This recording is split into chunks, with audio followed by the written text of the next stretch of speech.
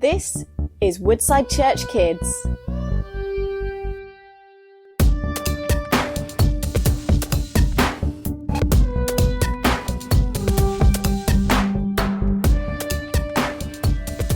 Hey everyone, welcome to this week's video. My name is Matty and this is for the kids in Get Excited. Last week we started looking at the story of Daniel and his three friends as they spent time in a city called Babylon. And this week we are following the story of Daniel's friends in our story titled In the Fire. And it says, one day the king of Babylon set up a tall gold statue. He told the people, horns and pipes will play.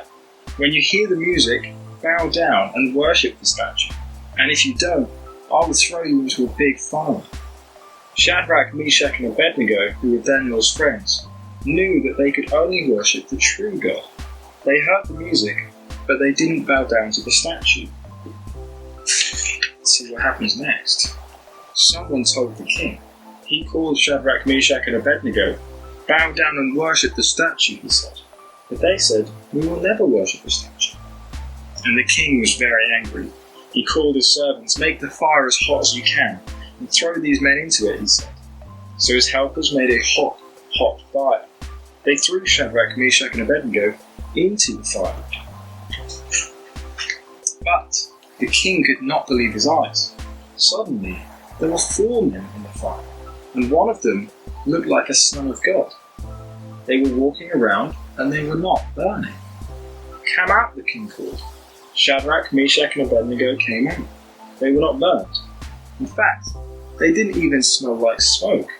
The king was amazed and he praised God because he knew that God had saved them. And that is the end of our story. What an amazing story that is. Meshach, Shadrach and Abednego were thrown into a fire because they wouldn't worship a statue. And God saved them. I think it would have been really scary for these guys because the king had said to worship the statue and they knew it was wrong, but they wanted to follow God and they knew that God wouldn't want them to worship a statue made of gold. In fact, these people knew that they'd be thrown into a fire, but they still knew it'd be better to obey God than if they didn't. And they didn't even know that God would save them, but they trusted in Him. They trusted God, even though they didn't even know what was going to happen. And I think that's amazing.